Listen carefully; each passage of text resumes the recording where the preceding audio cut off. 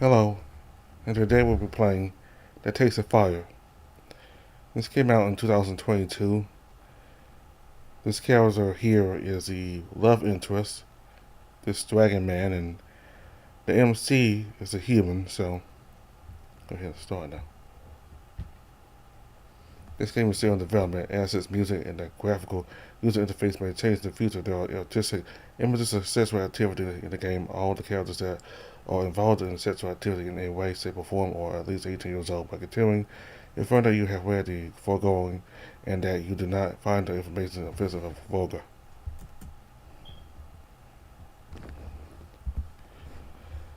Is this how I die? Alone with no one? I still listen. I still listen to them. I never get tired of enjoying a peaceful and quiet meal all by myself, even if it's something as meager as a bunch of berries and mushrooms I picked myself. A long time was a luxury for so many years. Growing up in an orphanage never afforded me any of that, and coming of age didn't change my situation much at all. Hopefully, with the route planned, I should be able to have a few more days of solitude. I'd always wanted to leave that tiny, crowded village of Arwenwick to travel the world. I dreamed of it since I was little. Thankfully, I was able to leave that so-called home. Ireland is my first stop. It will take me about 2 weeks to get to the city closest to my village, but I knew what I was getting myself into when I left. With not even a small trading route passing anywhere near Alwick, the way to Ireland is a single overgrown dirt road. The most we ever got by way of trade would be a peddler rolling into the village in his wagon once a year at most, dazzling us with all the wondrous wares from the city. Not that I could ever buy anything, only gawk at the display. It will be different once I'm in Ireland. Once I find some work for myself, I'll be able to do all the things that gave me the courage to leave in the first place. I need to try all of the new food, buy and wear the most comfortable clothes cut in the exotic styles, and possibly find some company along the way. Alright, Sam, one thing at a time. First, I will need to find a place to stay for a few days. That's the top priority. I've apprenticed myself to enough people that I have some skills. I'm still will be of use to the city dwellers.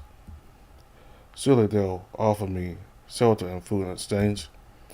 Speaking of food, I spot a thicket of wild raspberries in bloom. Must be my lucky day. Humming to myself, I set to work plucking the delicious fruits from the bush. Popping some into my mouth, I smack my lips in pleasure, while the rest go into my satchel. It's nice not to have a bunch of fellow orphans trying to jostle me out of the way so they can get their hands on the bounty I found. I paused briefly when a branch cracked somewhere nearby. A feral deer, probably no large predators around these parts. As I continued working around the thicket, my thoughts turned to what comes next. Yet again, I know there's some farmland between Alwick and Ireland, so I could sleep in someone's barn for a night or two. While I'm enjoying being on my own for once, I can't say the same about having to sleep on the ground. But it's all going to be worth it, I know. I freeze as I hear a deep gravelly voice from behind me. Well, well, look at what we got here. When I turn around, I'm confronted by a gigantic wino beastman. I blink in confused and uncertain how I could have not heard his approach. My village have a few beastmen, but none are as enormous as the one in front of me. He has some symbols painted onto his body, and he's carrying a massive axe. Instinctively, I take a step back from the towering figure. Oh, good day to you, sir. Is there anything I can do for you? His smirk grows wider at my questions and my wide-eyed look. Oh yes, there's something. The wino begins to approach with slow, lazy steps. I tense up, feeling a massive shadow of dread loom over me. I don't believe this wino means me well at all. My eyes dart around, looking for a path attempt to escape.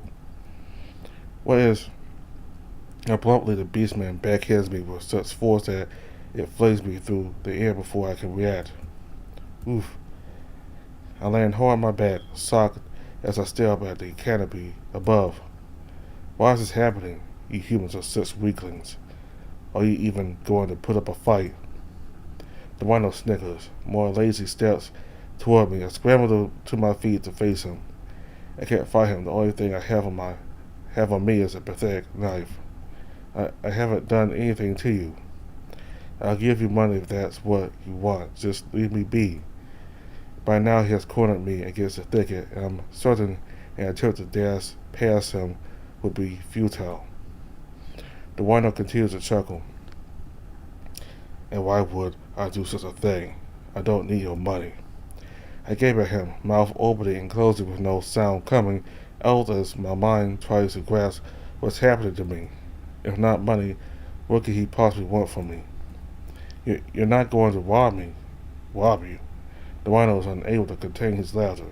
It spills out of his muzzle, malicious and mocking. I'm not going to rob you. You obviously have nothing worth taking. Well, maybe one thing. I blink before the realization of what he really said begins to dawn on me. Let's just say I've got other plans for you. My heart is hammering against my chest, a pulse pounding in my ears. How did this happen? Not even halfway through my journey. How everything going so terribly wrong already? I put my hands up defensively. Please don't. The rhino grabs me by the throat once more, cutting off my sentence and raising me high off the ground. He's so damn strong, it's like I'm a rag doll in his hands. Enough talk. Just go to sleep. Make things easier for me. He squeezes even as I struggle, hitting his muscular wrists over and over again in an attempt to loosen his grip, flailing my legs to try to hit his torso, to no avail. His skin is thick and leathery and barely buzzes under his fists. I doubt he feels much pain from my assault. I began to step away as the air squeezed out of my lungs. As if my strength goes with it, my blows slow down, each weaker than the last. But soon the sunlight through the cover of leaves fades and darkens as my eyesight slips away. Then, just as I'm about to lose consciousness, I hear a rustling in the shrubs on my right. It's this rhino. His grip loosens, giving me a chance to breathe. I gasp as the air rushes into my lungs once more. The rhino is distracted, looking for the source of the noise. His hold is slipping. I could break free. What should I do? With all my strength, I pry his hand off my neck. He drops me and I land on my feet, turning immediately to run. Huh? Boy, come back here. The rhino roars. Before I can flee, the beastman lunges at me, grabbing me by the leg and launches me into the air again. Ah, decent effort, but you won't be getting away. That didn't go as planned. I'm in so much pain, my eyes are watering, but I try to crawl away nevertheless. My side is on fire, something might actually be broken. Please stop. My voice is raspy. It pains me to speak. It doesn't stop to please. I promise I will. Before I can finish my sentence, I'm pulled effortlessly off the ground yet again, forcing me to cry out. Do you ever shut up? Once I finish here, you'll be wishing you hadn't tried that little star of yours. The rhino's hold on my neck is vice-like, and he squeezes harder than last time. Tears are starting to stream down my face. Is this how I die? Alone with no one? I hear the sound rustling from the same direction as before, closer this time, followed by a low, threatening voice. Let him go. Who's there? The rhino drops me, and I collapse flat on my face in the mud. This time I don't even have enough strength to start crawling away. I lie there, curled up, coughing and sputtering. Who the fuck is there? Where are you? With shocking speed, someone snatches me straight off the ground. Oi, He's mine. No, he's not. Yes, he is. I'm being held in someone's arms, and that someone rushes through the bushes. Ears of Rhino shouts his protest. Oi! As we flee from him, I can hear the bandits' roars, but the guttural sounds fade as we get further away. My wheezing subsides, and the realization that, by some miracle, I got away slowly dawns on me. But even that is short-lived because I notice that I notice that I notice then that I'm being held in someone's scaly arms. I can't see his face, but that is another beastman doesn't bode well. Not after what just happened. Minutes later, please, can we start now? My savior, character, whoever it is, he don't immediately respond. Hey, just making sure. Don't want him tracking us. The man dashes through the forest slows, then comes to a stop. Please put me down now. Why? He lowers me gently onto my feet, and I turn to face my savior. Oh, I gave the sight entirely unexpected. You are a dragon. It's as much a question as it is a statement. With how amazed I am to be seeing an actual dragon, the thought that I might still be in danger escapes me entirely. Something wrong with it? No. Wait, no. It's just that I was expecting to see one here. I have never seen a dragon. Right. The dragon is tall and muscular, although not in a massive way like the rhino was. His wings are folded at his back, and he is clad in piecemeal armor that leaves most of his torso exposed, save for what is covered by leather straps. He regards me with his yellow eyes, and I'm relieved to see no malice in them. While I stand there, taking in the sight, the dragon looks off to the side, frowning, then looks back at me. Well then, you can keep going east from here until you reach a small town where I'm sure someone will help you. What? Are you alright? He stares a little under my gaze. That's an odd suggestion. Did I say something wrong? Noticing his confused expression, I frowned. You do know I'm a human, right? If I go east, I will be heading to Beastman country, which means I won't survive for long. What? Beastmen are everywhere. That elicits a chuckle from me. Obviously, you have not been down south before. In these parts, if a human visits a village inhabited by a beastman alone, they will almost certainly be killed. Well, I see. Do you want me to come with you? I didn't say that. I don't even know who you are. Why, my name is Valos. Valos, a dragon who apparently doesn't know much about human-beastman relations in the south. But his ignorance aside, I haven't even thanked him yet. Well, thank you for saving me, Valos. My name is Sam. Don't mention it. When I heard the screams, I assumed someone needed help. Yeah, I really did. Did your village get raided? The question has me tilting my head to the side in confusion. What do you mean? The Rhinos wore paint. They are a group of raiders I've heard about. I'm assuming your village has been attacked. I'm sorry. My heartbeat accelerates again. Could it be? I've been on the road for only a few days now, and there aren't many ways to get to Alwick, aside from cutting through the forest like I had been doing. If there were any raiders headed for the village, I would have surely encountered them earlier, and probably been dead by now. Unless they haven't yet? What I just said doesn't appear to bother you. No, it's not that. Well, I don't have any family left there. But that aside, I don't think they will have been attacked. I left only a few. Before I can finish my sentence, the dragon wraps his hand around my mouth. My eyes widened, and I let out a muffled protest. With the memories of the rhino's treatment still so fresh in my mind, I can't help but panic at the sudden accent. Shh. Too loud. Come, we need to move. We can't stay here. Since we can't go into Beastman territory, I'll escort you to the closest human-inhabited settlement, after which you'll be on your own. The dragon doesn't even take his hand off my mouth before picking me up. I suppose he heard something that indicated there's a threat nearby. Nevertheless, I glare up at him. Hey, put me down. Huh? Why? I'm not a cripple, I can walk. Oh, sorry. I thought you were injured. He's not wrong. I'm still very sore from that encounter with the bandit, but I accept manners. Valos doesn't. Valos does as I ask, and I angrily brush past him. Savior or not, he can't just sweep me off the ground whenever he wants, like that. A simple warning to be quiet would more than sufficed.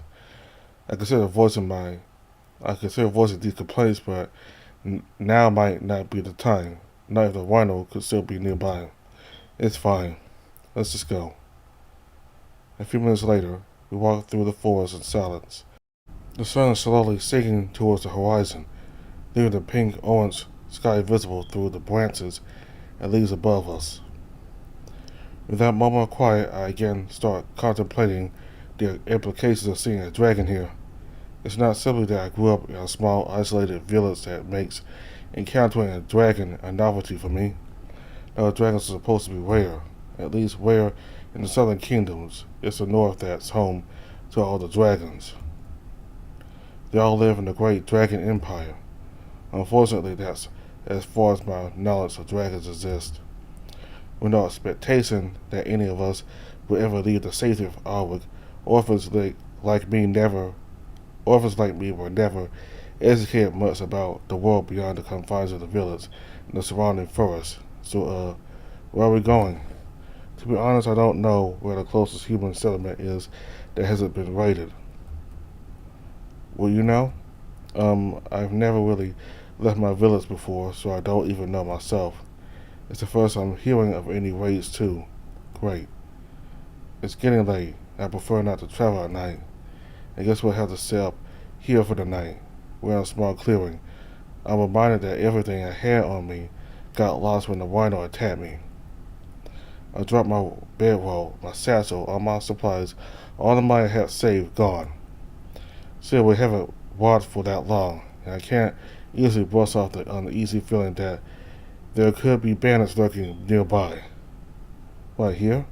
Yes, don't worry, I'll keep watch. Don't you hear someone earlier? Didn't you hear someone earlier? They were moving in the opposite direction, I think. We should be safe. If you say so. Can you start a fire? A what? A fire. You do know what that is, right? Of course I do. It's just, will that attract the raiders? Probably not. Why would they come after you? It's not like they left something important behind. Hey, what? It's true. You don't have to be a dick about it. Sorry, I didn't mean to upset you. He gives me an apologetic look, and I feel my outrage fading. It does look genuine. He's even a little cute when he's looking at me that way. I'll, go get some food. Stay here. He's gone before I can say anything. He's definitely interesting. Not at all what I expected dragons to be like, despite the fact that I'd always read about them in stories. For reasons I can't really imagine, the great dragon empire has seen a lot of wars. Of course, any wars with the southern kingdoms ended in stalemate. Otherwise, I expect there would be a lot more of them here.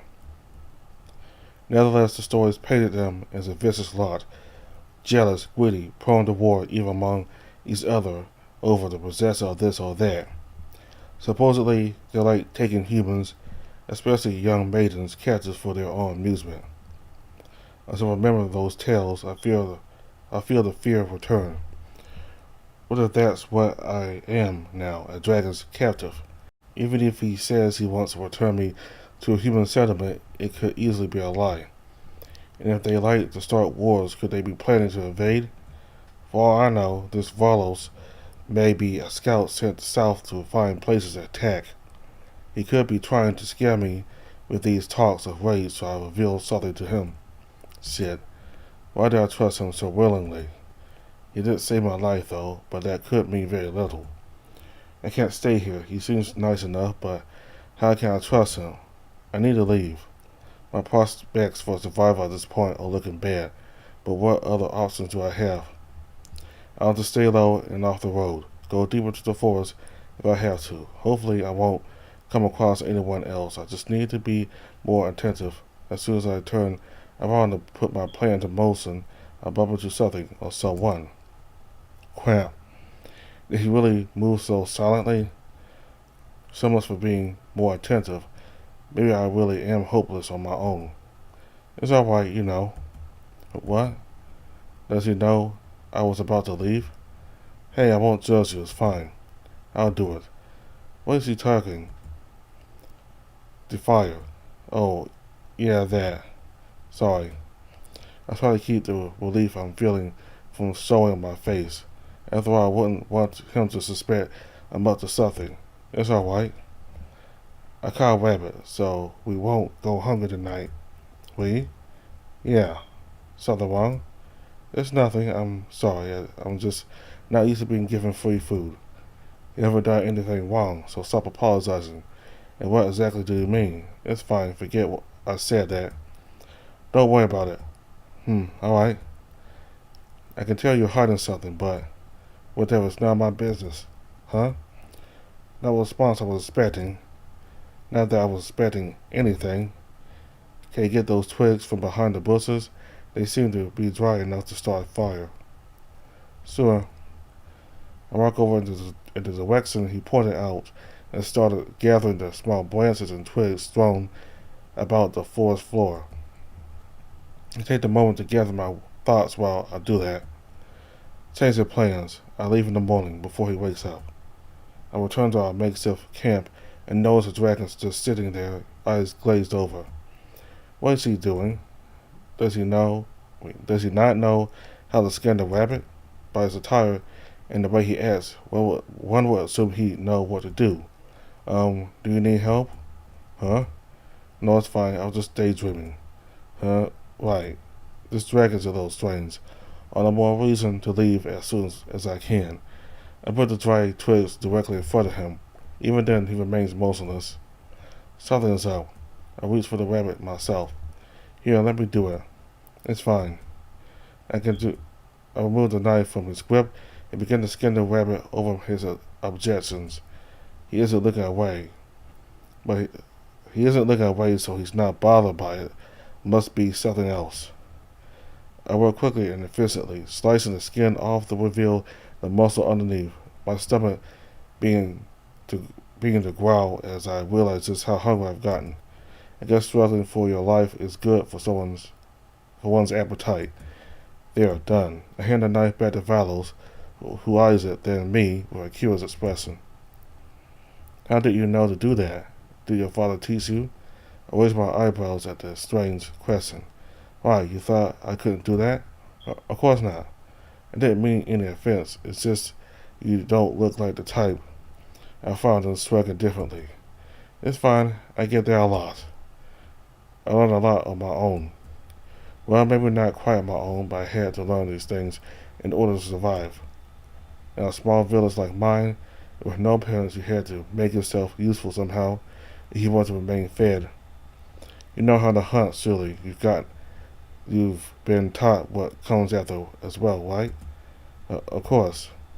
There's that flustered look again. Despite the way he towers over me, and his imposing musculature, and the fact that he's armed, he looks a little adorable wearing that expression. Not that I'm going to let that distract me. He could be a spy after all. Still, I find his reluctance to just skin the rabbit himself quite curious. Anyways, he collects the twigs and stacks them, then surrounds them with rocks to make a campfire. After he's done, the dragon turns to face me, silent, as if coming up with something to say. Something wrong? Could you please turn around? What, why? Could you please just turn around? You're not going to run away, are you? I mean it jokingly, but the dragon doesn't seem to take it that way. Seriously. After everything, you think I'm just going to abandon you here? Sorry, that's not what I meant. The dragon lets out a frustrated sigh. Please, just turn around. Fine. I do as I'm asked, utterly baffled by him now. What the? Oh yeah, he's a dragon. They can actually breathe fire. I feel stupid for forgetting something like that. But why did he want me to turn around? Is he embarrassed by it? Maybe it's because I mentioned that he's the first dragon I've seen. It would be new to me, but silly breathing fire is utterly mundane in Valos himself. You can turn around now. That's amazing. I don't know if it's because of something I said earlier, but you shouldn't be afraid to do dragon things around me. Hand him over the rabbit, the whole while I fasten one of the branches into a spit, impale the rabbit, then position it over the fire. Valos is silent as he watches me work. I start rotating the meat, making sure each side is cooked evenly. The dragon, observing my movements, is a little unnerving, and I feel like I should try to strike up a conversation, but I can find no words to say. In the end, it's Valos who first breaks the silence. I'm sorry. I glance up at him, surprised. For what? The fire reflecting in his amber eyes is a striking image. If he had been wearing an angry expression, it would have been terrifying, I think. Right now, it looks oddly beautiful. For staring at you earlier. I should not have done that. Please forgive me. You're the first person I've spoken to in quite some time. Oh? Before continuing, he sits on the ground, leaning against a log, and motions for me to do the same. I sit next to him, hoping he will elaborate. He doesn't. I'm about to ask him what he meant when he speaks up. You said earlier that you don't have any family left. What happened? If you don't mind me asking. I don't mind, as long as you tell me a bit about yourself. Seems fair. I'm quiet for a moment, gazing into the fire. I never really knew my parents. I was raised in an orphanage. Oh, I'm sorry. That must have been hard. Don't get the wrong idea. It wasn't that bad. I did have to fend for myself at times, but other than that, life could have been worse. The closest I had to family was a house mother, but we never shared a strong bond or anything. I mean, there were around 20 other kids in the orphanage. I see. So what is an orphan doing out here, so far from home? It was only a few days ago that I was actually allowed to leave the village. I've always wanted to leave that damn place. Spent my entire life in the same houses, with the same people, with the same way of life. I'm looking for something different. A new life. The dragon regards me curiously. And how were you planning on doing it? I was intending on traveling the length and breadth of the nation. This world has so much to offer, and I've only seen just a tiny part of it. I decided to head to Ireland first, but as you can see, I didn't make it very far. I'm confident you'll be able to carry on with your plans once you've arrived at the nearest human settlement and are properly equipped. Just have some hope. After a bitter laugh, my thoughts jumping immediately to what happened to me earlier today. It is funny in its own twisted way just how much things have changed in such a short time. As if the rhino sapped all of my earlier confidence and elation at having left the safety of Alwick to travel on my own. Making me realize just how stupid the whole idea had been in the first place. I'm not ready for this. I'll never be ready for this, not with the life I've had before now. Why did I ever think this world would work out well for me? Hope. I was stupid to believe all this anyways. Just because you've fallen once doesn't mean you can't stand back up. My father will always tell me that. He says it so earnestly that I'm almost tempted to believe him. But as I look up, I'm reminded that I'm speaking with a dragon. Who knows why he's saying something reassuring. Still, I'm curious about him. Where is he? Your father, I mean. Much like I had done moments ago, the dragon gazes into the fire, settles, dares across his troubled face. His voice is quiet, soft. Home. I left home a few months ago. I've been all on my own since. Why? I, I, I had to leave. It wasn't safe for me anymore, so my father sent me away. Things were getting heated, and if I had stayed, someone would have been hurt, possibly killed. Oh. I stare at him, dumbfounded, unsure of how to even respond to something like that. That sure sounds like a mess, but it only reinforces the image of dragons those stories had established. Sure, there were people in my village who were assholes to me, and I had gotten into plenty of trouble with some, but I never feared for my life. I can't imagine what that must be like. It doesn't look like Valos is about to explain either. Seems way more serious than my reasons for leaving. I stifle a nervous chuckle. Valos doesn't react to my dumb comment, so I decided to move on from the topic, not wanting to put him on edge. So, where are you heading, exactly? I don't really have a specific place in mind, just as far south as I can go. Are you going to go back at some point? I don't know. What I do know, though, is that once I drop you off, I'll know where I'm going next. I've just been wandering around since I crossed the southern border. Hopefully I can get some directions in a map. I once again taken aback by his words, but I decided not to voice any of my thoughts. I suppose it would make sense for him to have no clear direction in mind if he was forced to flee, fearing for his life. There again, it could be an excuse to learn about the local towns and cities. Who knows what this Valos is really after?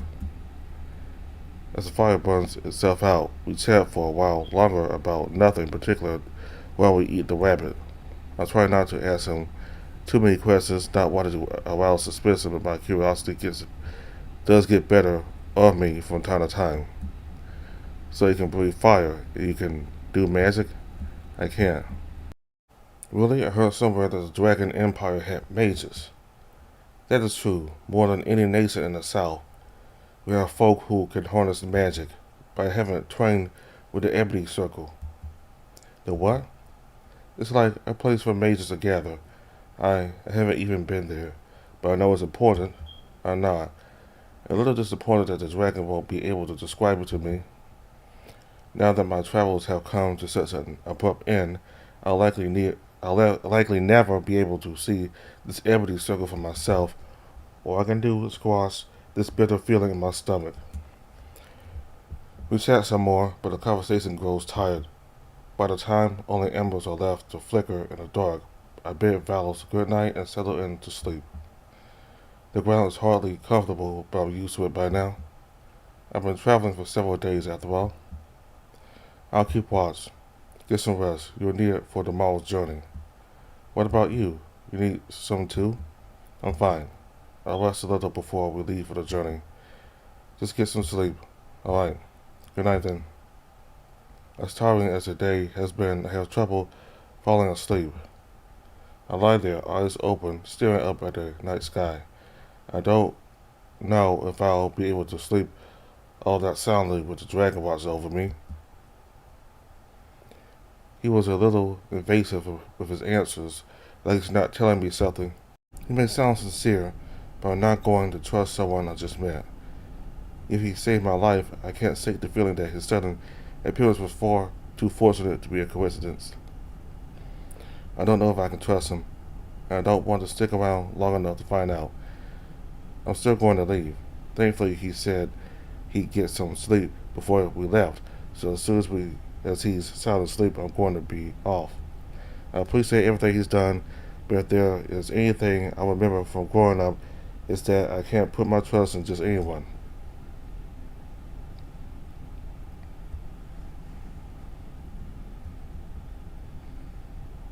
The next morning, when I wake up, the horizon is always just beginning to brighten with the dawn. I roll to my side to see Valos fast asleep. He clearly needed to sleep more than I did. This is my chance to leave. Before I do it, I listen carefully. The forest is quiet, only the birds chirping to greet the sunrise to disrupt the otherwise serene silence. I was quietly trying not to make any noise in the process. Were Valos to wake up, I would simply say I needed to relieve myself, but that would mean losing my chance. I gently moved away from the small camp and looked for a trail that would lead me back home. The idea of returning makes my heart heavy. I was stupid to think I could have something different. Foolish to just leave on my own. I was unprepared, naive. I don't even know what I'm going to do, what I'm going to say when I get back. Everyone warned me not to leave. Would they even accept me back? A few minutes later, the camp is out of sight, and I'm a good distance away from Valos. I hope he isn't too mad I left. He should be able to understand my reluctance to entrust my life into his hands. He may have been cagey about revealing certain things, but there's that pang of regret that I won't be able to learn more about his homeland from him. But stating my curiosity about the world is not worth whatever bad thing his record could do to me. Let's just focus on getting back, Sam.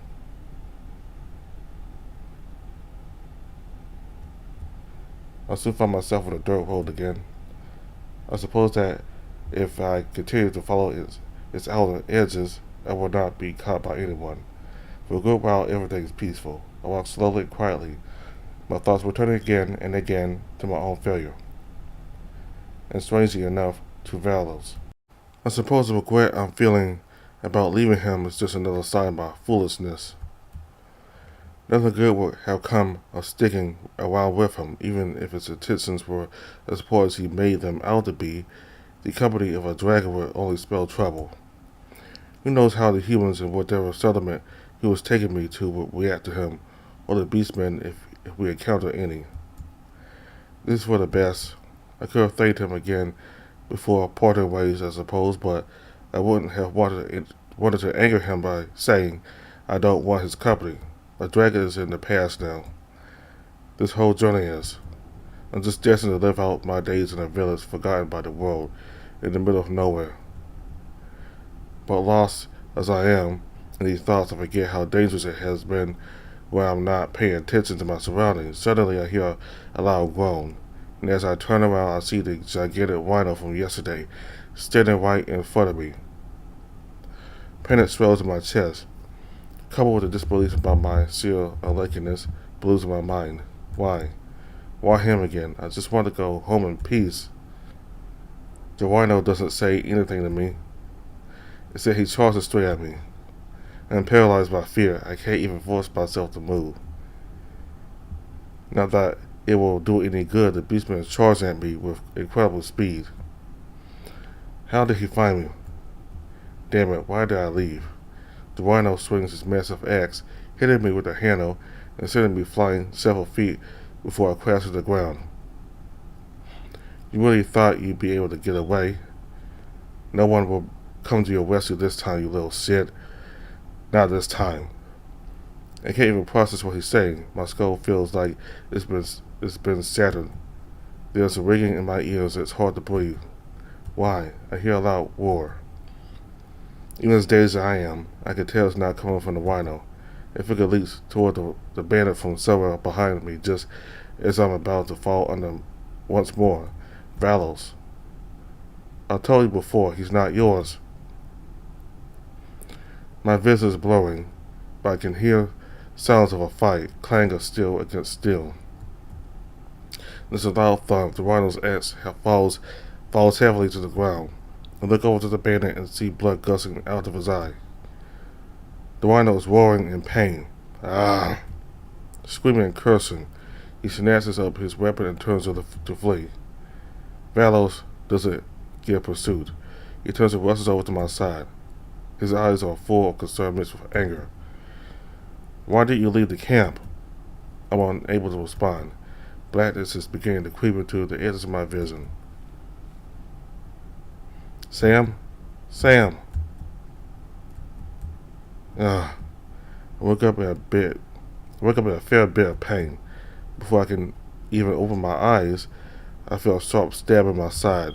My entire body is sore. It's as if I was rolled downhill, carried by an avalanche of sharp rocks. My eyes flutter open. I stare at an unfamiliar ceiling. Where, where am I? I push myself off the surprisingly comfortable bed. It's so big. For a moment, I almost expect to see a bunch of orphans staring at with me. No, I left that life behind me. I haven't lived in the orphanage for several years now. That's right, I left. My memories come back to me in a slow trickle. My decision to leave, despite all the advice from the others. Several days of trekking through the forest in peace and blissful solitude. Then the encounter with the bandit. I stood up from the pillow, my heart beating frenziedly in my chest as I remembered the bastard charged at me. Immediately I cringed with the pain the sudden movement brings to my body.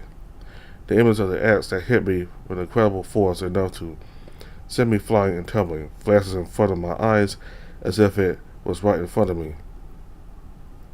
It's probably why I'm so beaten up right now. Did that rhino drag me here?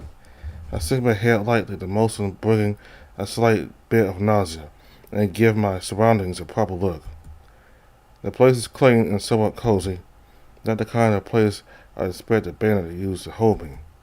The room is in fairly humble. The room I'm in is fairly humble and could easily belong to a number of buildings back in my village, if not for the fact that it is a little oversized.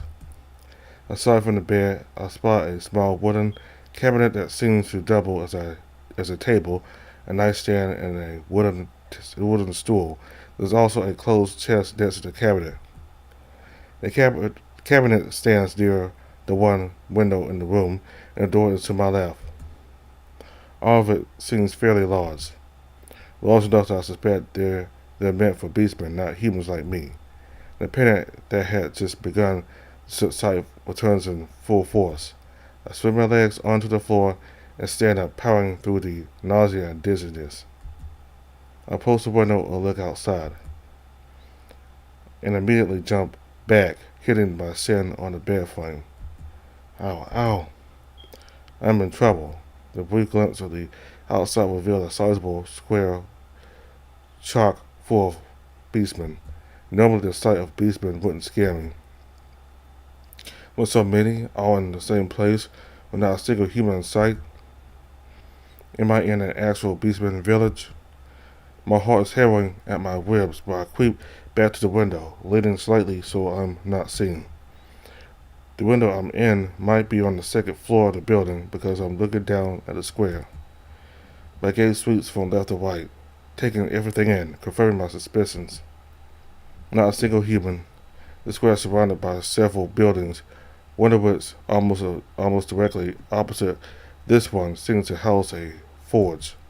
A large, sinewy bull is hammering at something. More beastmen are milling about, some standing and chatting, others hurrying somewhere. A couple of traders are peddling their wares from their carts. All in all, a fairly typical view of any settlement. Except they're all beastmen and I'm a human, the only one around, it seems, and that means that I'm effectively dead. How did I even get here? I glance at the door looking for a lock. I only see a simple latch that's unhooked. Why am I here? What was the last thing I remember? The rhino struck me with the handle of his axe. Luckily it wasn't the sawbits, and I fell to the ground. Something happened and he was wounded. Wait, Valos. The dragon got there just in time to save me, didn't he? Was he the one who brought me here? But why would he do that? I had told him already that I'd be killed in a place like this. Humans and beastmen rarely get along, and near the borders, especially clashes and raids are constant. My village was far enough out of the way that we never got attacked, and several beastmen live peacefully there, but I've heard plenty of stories. Stories of settlements razed to the ground, inhabitants slaughtered or enslaved on either side, which means that the locals will have no love for my kind. At best, if they didn't kill me, they keep me as a thrall. Is that what is happening to me right now? Did I end up a slave in some beastman village? I tremble slightly as I sit back down on the bed, which is when I notice that I've actually been bandaged. Huh? I was so rattled I didn't even realize it until now. The bandages are wrapped around my torso and my head, as well as my right arm. The flesh underneath feels very tender, although I don't see any redness anywhere. Does that mean I wasn't bleeding, or that it's been long enough since that stopped? I glance at the door again, then whistle and walk up to it. Putting my ear to the wooden surface, I try to listen. There are several voices, although they are muffled by distance. Downstairs, baby? I can't make out what they're saying, but they sound gruff and guttural. Taking a step back, I look around again. Judging from the look on his face,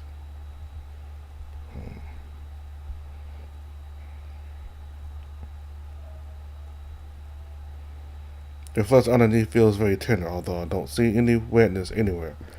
Does that mean I wasn't bleeding, or that it has been long enough since that stopped? I glance at the door again, then rise and walk up to it. Put my ear to the wooden surface and try to listen. There are several voices, although they are muffled by distance. Downstairs, maybe?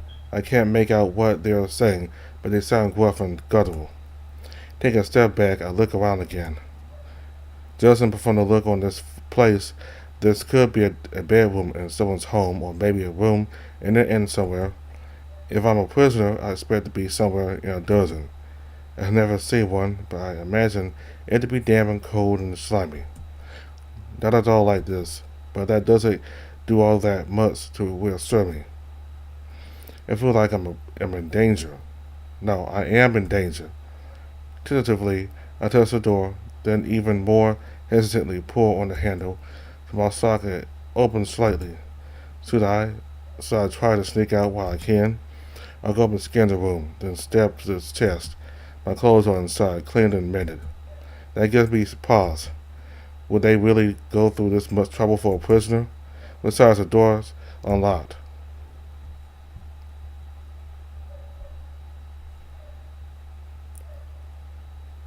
I'm unclear on a lot of what is going on, so maybe trying to sneak out here right now might not be the best idea. As anxious as I am to be in a village of beastmen, I've come to no harm so far.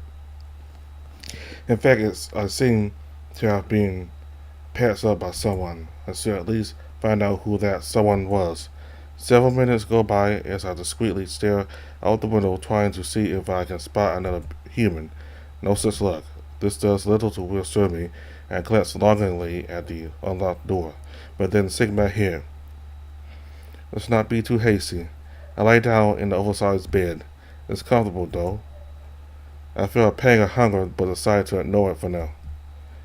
Some more sleep might be what my battered body needs right now. I quickly doze off soon. When I open my eyes, I'm startled to see a large safe sitting on the only stool in the room. I immediately roll into a sitting position, panicked. Then I realize I'm staring at a concerned-looking dragon. Sam? You're right, good. How are you feeling? I suddenly feel self-conscious, so I slide down under the bedseat again, feeling a little heat on my cheeks. I'm surprised at just how relieved I feel at seeing him. So it was you after all. What do you mean? That bandit knocked me down. I do not really remember much after that. Valos gives me a long look, then sighs. I came after you as soon as I realized you had disappeared. You were hard to track, but I was a bit too late. I drove the coward off, then brought you here. For a long moment, I don't know what to say. I'm a little shocked he bothered trying to find me at all. But I know there's only one proper response to be saved. I thank you. His expression softens a little, but only a little. Why did you leave the camp? I look away. I shouldn't be feeling insane, but for some reason I am. I told you, I did not know I could trust you. even though I have always saved you from the bandit once? I sighed and nodded. It's not something I can really explain to him. The dragon stares at me for a long moment. And you were going to do that again? Another nod. It was not from you this time, though. I did not know who brought me here. Speaking of which, why would you bring me to a beastman village? It is a wonder I'm still alive. I made sure nobody will harm you. But why here? Val looks slightly embarrassed. Now, he has the same flustered expression I found a little cute back in the forest. Since I had no idea where the nearest human settlement was, I figured it would be easier to bring you here. You were in a pretty rough state. Seriously? I still cannot believe you traveled to a whole other country without a map or any idea where you are. I didn't think things through, I suppose. I let out a somewhat bitter laugh. We have that in common, it seems. What do you mean? Clearly I overestimated my ability to survive the dangers of this journey. If you had not interfered, I do not even want to think about what that bastard would have done with me. But I still do not understand why you bothered. Valos looks confused out there. Was I not supposed to help? Is it not like you it is not like you know me. I don't need to know someone to help them when they're in trouble. He looks so sincere when he says that, but I'm just not used to that kind of kindness. Which is why I find it so hard to believe that there was no ulterior motive. Alright, so you thought it was your duty or something. Why are you still around? Val narrows his eyes at me, looking grumpy. You are certainly very eager to be rid of me. I furrow my brows, not having expected that kind of response. I'm just curious. For one thing, I mean to make sure that you are properly taken care of and allowed to safely leave where you can. I did not go. I did go through the trouble of saving you twice, after all. Aside from that, being here allows me to get my bearings and decide where I'll go next. I see. So it's mostly just a matter of convenience. He gets the information he needs while keeping an eye on me for whatever reason. His interest in my continued well-being still seems odd, but I'll take it for now. I don't want to be left alone with all these beastmen I don't know. I have no choice but to trust in him until I'm able to leave. So I nod. There's an awkward silence. It's obvious neither of us knows what to say next. I finally decided that I should thank him again properly this time. Wouldn't want to keep him grumpy. I did not want to seem ungrateful. You really have helped me a lot, and I will not forget that. Is there anything I can do to return the favor? Farrell regards me curiously, then shakes his head. Just get more rest. The innkeeper said you weren't hurt that badly, but you may have suffered a concussion. I rubbed my bandaged head. What Valos said seemed likely. There's that slight nausea every time I get up or walk around. Wait, innkeeper. Someone else examined me? Yes. I am suddenly very uncomfortable again. It makes sense, but it was one thing to know that Valos brought me here undressed me and patched me up. I at least trust him enough for that. He treated me more than respectfully enough back in the forest. I'll stop here for now.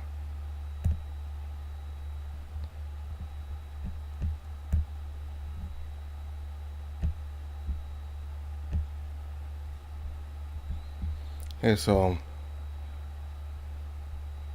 there are a bunch of dogs barking out there, so sorry about that. It kind of, you know, it doesn't help me with concentrating. There's dogs constantly barking outside. It makes me trip on words, so it's hard for me to concentrate with all that noise outside. But anyway,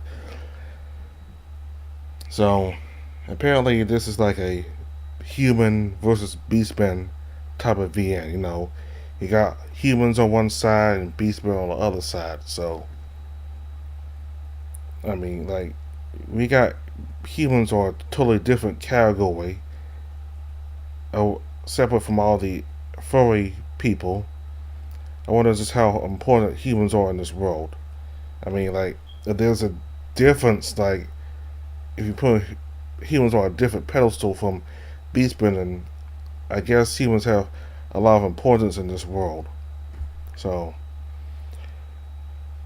so like a lot of VNs, the humans are portrayed as being these small, tiny people, and the beastmen are these big, giant, strong people, and almost invincible. Like just the way he described, just the way the MC described the room he was in. This is the fact that the MC Sam described the room that he was in simply meant that beastmen were, bigger or stronger, because he said that the room that he was in after he got rescued a second time, the room he was in seemed oversized, that everything was oversized. So I don't particularly like the whole human versus beastmen conflict in a lot of VNs. I kind of like it when there's humans and dragons and bears and wolves and tigers and lions, where there's different species and not where humans are like on a totally different pedestal, a totally different, like category away from all the other beastmen, all the other furry characters. I mean, hey, technically humans are beasts too. I mean, but anyway, I don't kind of like, I don't really like the MC because he makes a lot of stupid decisions. I do not like it when main characters make stupid decisions, which is another common trope in these VNs. But he makes a stupid decision by. I mean, I don't necessarily disagree with him wanting to leave the village, but I think he could have been more prepared. And luckily, the dragon Valos was there when that wino tried to sexually assault him. Cause that's what that wino was going to do. He's going to try to sexually assault the human. So luckily the dragon Valos came and saved him. And after they set up camp, Sam decided to run away because he still has some trust issues with Valos, because apparently the humans in his village at least, have a distrust towards beastmen and dragons in particular. They view dragons being these hostile people and all that, violent people, and I think the MC should at least give some beastmen a chance instead of just assuming that all of them or most of them are just hostile. I mean, not all of them are hostile, but based on what books say, he just assumed that all beastmen to a large extent were bad. Which is a large reason why he decided to run away from Valos. He got caught by that wino again. He was about to I don't know, maybe kill him or do something else to him. Maybe knock him out. I don't know if the wino was trying to kill him. Maybe he was just trying to knock out the human enough where he'll be unconscious but not dead, so he could do some other stuff with him. Well, maybe sexually assault him, and they'll get another opportunity to sexually assault him. But Valos came back and saved him just in time, and Sam's very lucky because not everybody's going to be around to save you when these bandits come. So, and despite that, he still has trust issues with Valos because he kept thinking that Valos might have some ulterior motive. But I guess Sam lived a life where people in his village were not very kind to him. If they did do something for him, it was for an ulterior motive. Like they did it for their own reasons, personal reasons, to see if they could get anything out of it by doing something for Sam, rather than doing it just out of kindness. So apparently, Sam has trust issues, and it did kind of hurt Valos that despite saving him twice, Sam still had some kind of distrust towards him. But Sam did try to reassure him that he was thankful for what he did for him both times. Now, I think Sam should try to just be more cooperative here. Just take one thing at a time. Run away is not going to solve anything, and you need to just rest. Just even if Sam turns out to be right about Valos, at least trust in him for right now. He did send you to this place so you get fixed up, and get treated for your injuries. So at least trust Valos for now, and just take it one day at a time. And then if Valos does something that goes against the way he acted, like he starts to be more hostile towards you, or try to be more manipulative, then you can then you can decide from there whether to stay with him or to run away from him. So Valos' people, the Dragon Empire, they got the most mages, so they're capable of using magic. And I guess the Southern Kingdoms have magic too, but not to the extent the Dragon Empire has. So he is traveling south away from his empire, where he's from, and he was in some dangerous situation with his family. His father wanted him to leave so he wouldn't be in danger.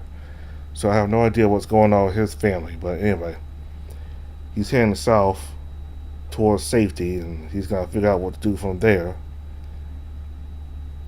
And it looks like Sam is heading south too, so